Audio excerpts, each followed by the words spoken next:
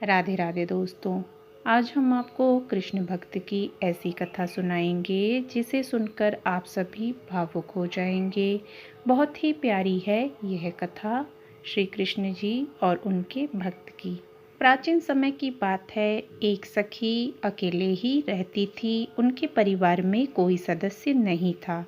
वह अपना जीवन यापन भोजन बनाकर करती, आने जाने वाले यात्रियों को भोजन बनाकर देना तथा उससे जो भी उन्हें धन मिलता उससे उनका जीवन यापन होता था। जो भी धन उन्हें मिलता वह थोड़ा थोड़ा धन इकट्ठा करती। इस प्रकार से उनने अपने लिए काफ़ी धन इकट्ठा कर रखा था।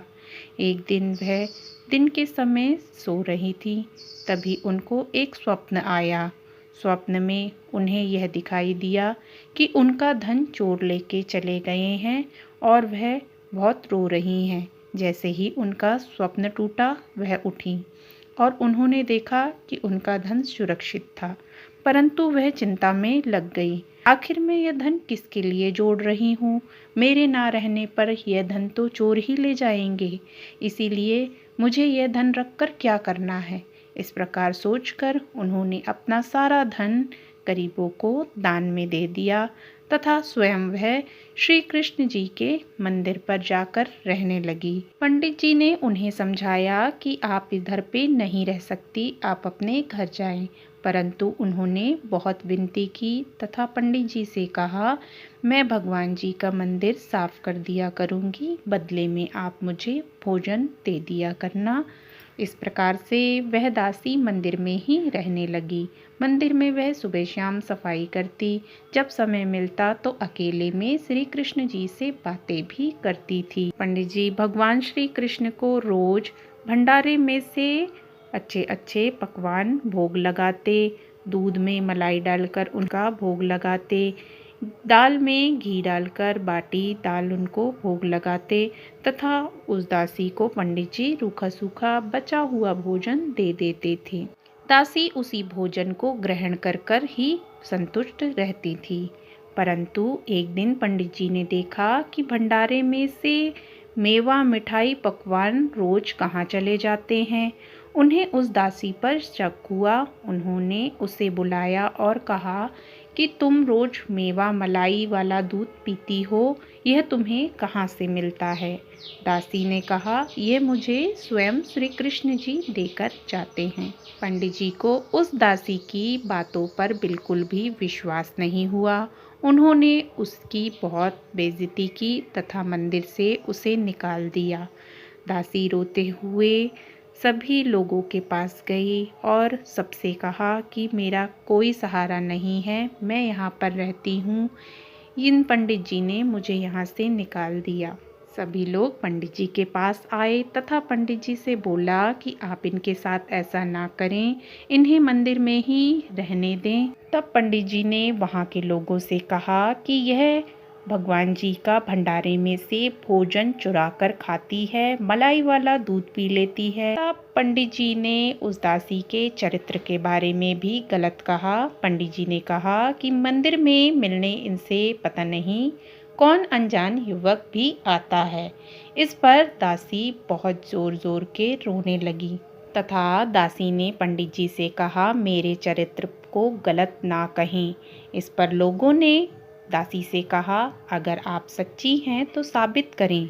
इस बात को सुनते ही दासी को समझ आ गया कि कोई भी उसका वहाँ पर नहीं है। वह दौड़ करके श्री कृष्ण जी के मंदिर के अंदर गई और उनके चरणों में गिर गई तथा जोर जोर कर रोने लगी और भगवान से प्रार्थना करने लगी, हे प्रभु मेरी रक्षा करें। आप लोगों को यह बताएं कि आप ही मेरे पास आते थे तथा आप ही मुझे भोजन देकर जाते थे। जब दासी बहुत रोई, पंडित जी बोले, कहाँ है तेरे भगवान? यहाँ पर तो कोई भी नहीं है, तू झूठ बोलती है।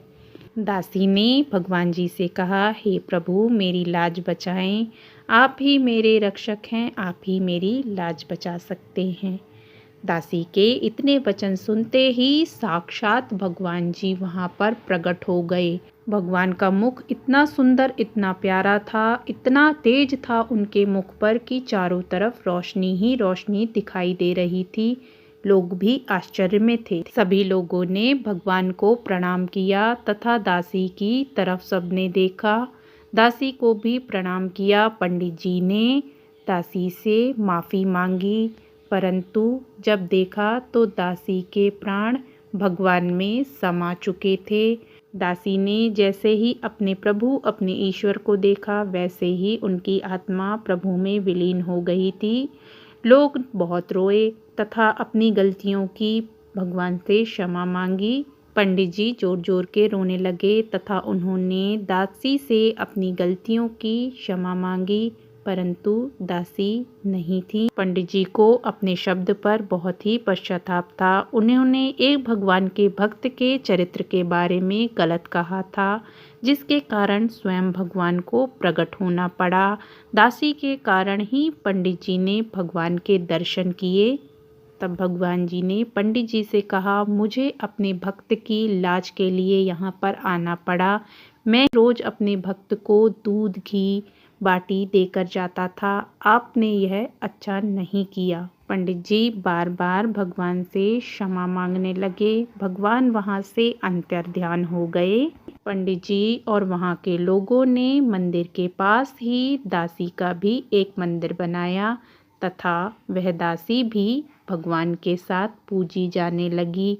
दोस्तों, यह थी भगवान और भक्त की बहुत ही प्यारी कथा। जब भी भक्तों पर मुसीबत आती है, भगवान स्वयं अपने भक्तों के लिए प्रकट होते हैं।